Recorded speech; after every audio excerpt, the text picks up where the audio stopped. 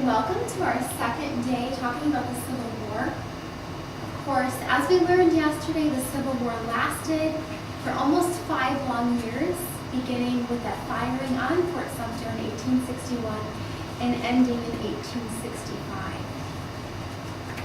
Let's talk about our homework before we go on to our lesson today. So please take out your homework that you completed for last night. I hope you found that to be fairly simple. According to the textbook, what was the central issue that sparked the Civil War? The answer there is states' rights. Do the states have the right to leave the Union? What are the rights of the state? What was one of the South's primary advantages at the outset of the Civil War? Better commanders.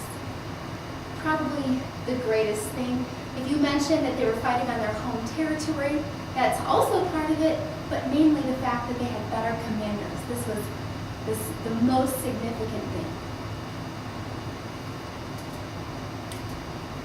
3, what was the South's basic strategy for victory during the Civil War?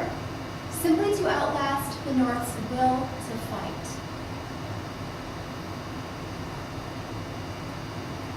What was the effort to blockade the South and capture the Mississippi River? We saw how it looked kind of like an anaconda snake in our last lesson. That was called the Anaconda Plan by Winfield Scott.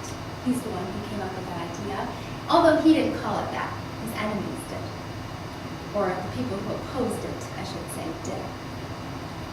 And then you had this part in 3 sentences. Describe the strategy behind General Winfield Scott's Anaconda Plan to win the war. I hope you were able to do that in 3 sentences.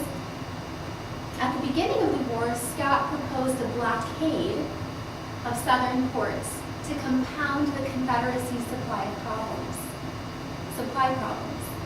He also proposed the capture of the ability to move men and supplies from east to west. Remember, we talked about how he wanted to actually use the Mississippi River to cut off the east from the west.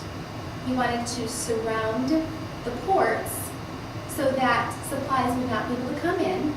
And then, since Scott believed a quick victory over the South was unlikely, his plan involved slowly cutting off the Confederacy's ability to make war. So those ideas, first of all, the surrounding, the dividing, and then thirdly, the way that Scott was seeking to very slowly accomplish this, knowing it would not happen very quickly. And then in that comparison and contrast chart, it should look just like the one that you filled out for homework, or excuse me, in our class notes yesterday. It's Saturday, January 7th as I record this today, so that's why I'm wearing a jean skirt and being a little bit more casual today.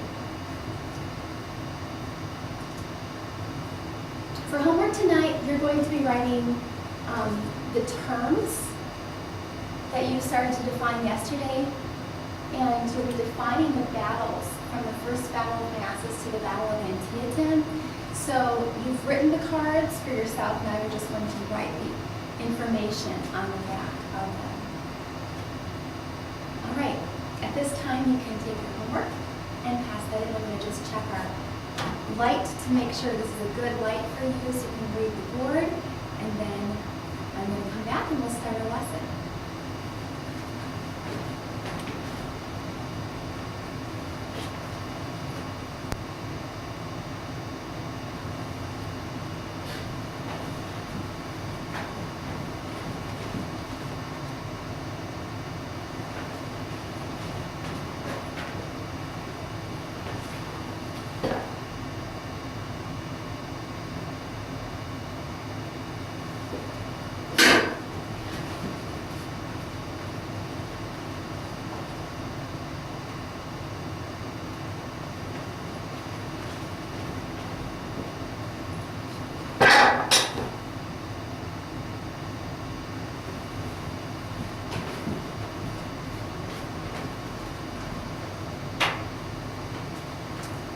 Try this light and we'll see if this works for us today. Our objectives today are to list the major battles in the East from First Manassas through Antietam and their outcomes. And that is difficult. I remember from our Revolutionary War chapter, some of us had a difficult time remembering when we got to the test, okay, what happened in this battle. So I'm really going to work with you to try to help you to remember each of these different battles and what happened in them. And hopefully we'll be doing these different things like the flashcards will help you to get that information in your mind. All right, please take out your notes that you have in your packet. And today we're going to be learning about the war in the East. To help you to organize the information in your mind, as you go through each of these different battles, you should have these different characteristics in your mind. First of all, what's the name of the battle, obviously? When was it fought? Who were the commanders? The strategy that happened in this battle, who won, and the consequences. This reminds me of something that I used to do every time I went out to feed animals on the farm. My dad said, Heather, I want you to make sure that you check to make sure all the animals have hay, feed, water, and straw. And when you know that every animal has hay, feed, water, and straw, then you know that you have done your job correctly. And I mention that because that was a little check for us. So this is a little check for you. As you think about the different battles, can you name the commanders? Can you name the winning side? Can you name the consequences of the battle and the strategy? And can you fit it in the place where it is? Those are your goals as we study each of these battles today. We just talked about in our homework some of the advantages of the North and the South. And I wonder, can you remember what were two advantages of the North? What were two advantages of the South? I'm going to give you 1 minute to write down on your paper two advantages that the North had and two advantages that the South had.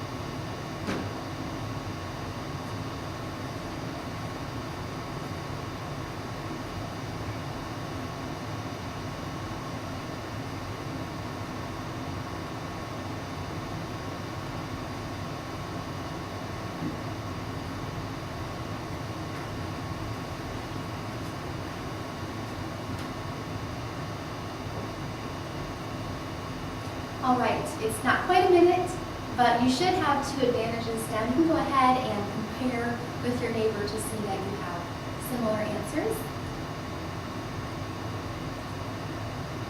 And that was a homework question, so that shouldn't have been too incredibly difficult. But two advantages you probably mentioned in the South with the commanders and the fact that they were fighting on their home territory. In the North, of course, we have many more troops. We have many more states fighting on the Northern cause, for the Northern cause. We have a lot more factories and railroads and supplies, and the kind of crops that were raised in the North were things that could be eaten, like oats and different kinds of grain, versus the cotton and tobacco that were raised in the South.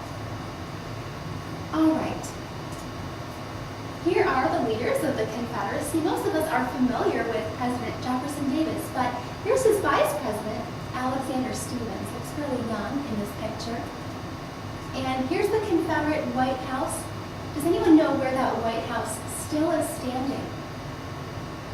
Richmond, Virginia. Richmond, Virginia was the capital of the South. And so in our overview section of our notes, the war in the East was fought mainly in Virginia. Mainly in Virginia. Why? Well, the main strategy that the North had was to get the Confederates out and to capture Richmond, Virginia, the capital, where Jefferson Davis and Alexander Stephens were located. Here's the Confederate seal. The motto was, "With God as our vindicator." Notice a picture of George Washington there on the seal.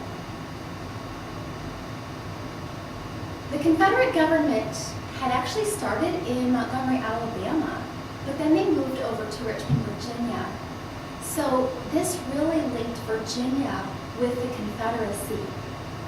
In fact, this state of Virginia would give the most for the Confederacy. If the Confederacy won or lost, Virginia would suffer, or Virginia would be the most victorious. So the Union's battle cry from the beginning was, "On to Richmond." Before I turn the slide, we're going to go to the next section of your notes. Of course, the challenge was that the North would meet several excellent Southern generals. Here are some of the examples of those generals. I'm not sure if I guess I have them in a couple more slides. And so we saw the White House in the previous picture.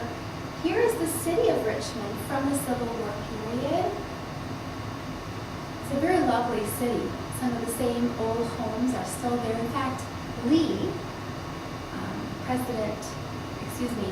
General Lee's home is still standing in Richmond, Virginia. Here are some Confederate generals. We talked about a few of them yesterday, but Stonewall Jackson, George Pickett, James Longstreet, Nathan Bedford Forrest, Jeb Stuart, actually J-E-B, Stuart with all capitals, and of course Robert E. Lee. These men were some of the greatest generals that our nation has known.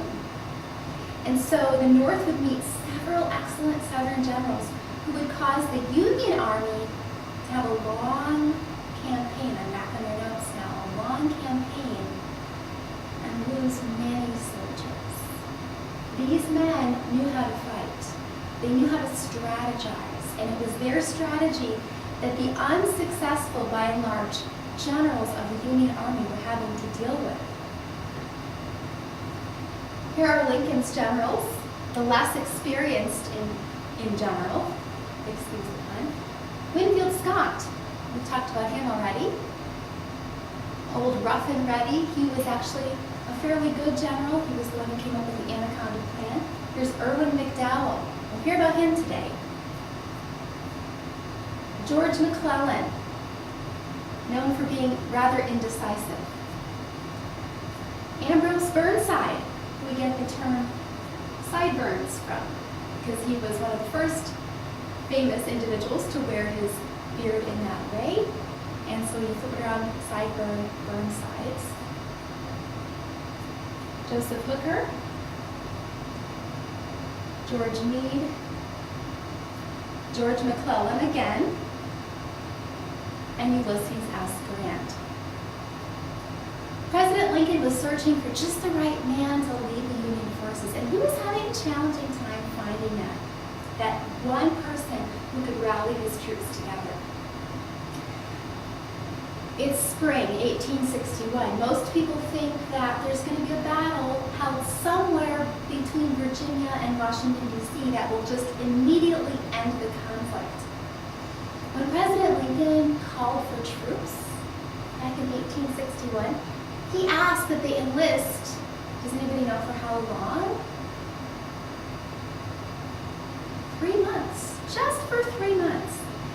And when Lincoln called for troops in April, he called for just these 3-month enlistments. It's now July, and not much battle action has happened in this new conflict. All that was just about to change, though. And Lincoln decided it's time to go on the offensive. It's time to go to, what's the Southern capital? Yes, Richmond. And that will be the Union's objective. All right, so General Irwin McDowell, which we scrolled through his picture, and we saw him a couple minutes ago. Here he is. He's the field commander of the Union forces. He is going to be the first one sent out to Richmond to carry out the plan to capture Richmond. Let's see how he does.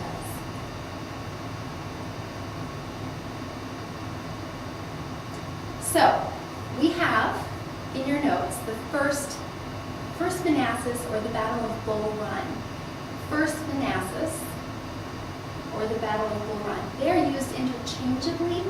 In fact, it's very interesting because a year later there is another battle that's fought right on the same site. The date is July of 1861. The Union commander, Irwin McDowell, and the Confederate commander is General Beauregard.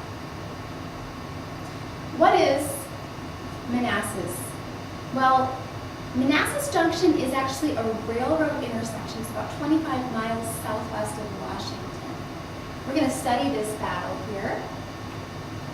So you see McDowell and Beauregard as the commanders. Here's a picture of this battle. And what ends up happening is all around Washington, news had traveled that the armies were going to meet. So the women began talking, let's take a picnic basket and watch the encounter. One woman in her gala bonnet and hoop dress said to another. It was agreed. And as the troops came in uniform, people settled down to watch what they thought, get this, would be the one and only battle to settle this conflict between the states. It was Sunday morning under the Federals, and the Federals under McDowell launched an attack at a little stream near Manassas called Bull Run. You can see, I believe here, a picture of that stream. At first, the Confederates were driven back. So I'm going to see if you can see this in this battle plan. All right. Here we have Bull Run. At the beginning, the Confederates were driven back. They were not able to meet the Union forces. But then Thomas Jackson, later called Stonewall Jackson, and Barnard Bee arrived with a lot more troops on the Confederate side. And it was actually from this Barnard Bee that Jackson gets his nickname Stonewall. Bee said, there he stands like a stone wall right in this battle. And it was shortly after that that General Bee actually died. By mid-afternoon, McDowell's troops were being pushed back, and you can kind of see that. They're pushing in and then they're being pushed back. And they actually start to retreat. They start seeing they are not doing so very well in this battle. And these reinforcements that have come with Stonewall Jackson and Barnard Bee have caused the Federals to go into a panic. And that's actually what happens. They begin to essentially run away from the Confederate Army. And those picnickers who had taken their lunch to view this battle did the same thing. They also joined in running back to Washington, D.C. So, a long story short, the Confederates win this battle. The casualties, 2446, so 2,446 Union casualties, 1,600 Confederate casualties. And basically, as far as the strategy goes, as you put that in your notes, the Federals were going to attack the Confederates and have an easy victory, so they thought that would lead them on to Richmond, but that did not happen. There was no easy victory here, as the numbers very clearly indicate.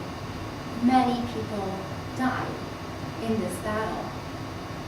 Well, what is the significance of the first Battle of Manassas? It's the first large battle of the war, first land battle, you could say, of the war. And the Confederates completely surprised the Union forces. These casualties literally shocked the North and South. And if you look at your notes, what ends up happening is the South is actually becoming confident that maybe they can win against the Union. So the South is confident, but the North is demoralized. They can't believe what has happened, how the Southern Army has routed them so quickly. And so Monday, the very next day after the battle, Lincoln replaces McDowell with George McClellan. And George McClellan becomes the new commander here of the Union forces. Another result of this first Battle of Manassas, both sides realized this war is not going to be over quickly. It will not be over quickly. And Congress votes that 500,000 more troops need to be called up. 500,000 more troops. And the enlistments are not going to be 3 months this time, it will be for 3 years. So that is the first Battle of Manassas. And I'm going to take a quick break.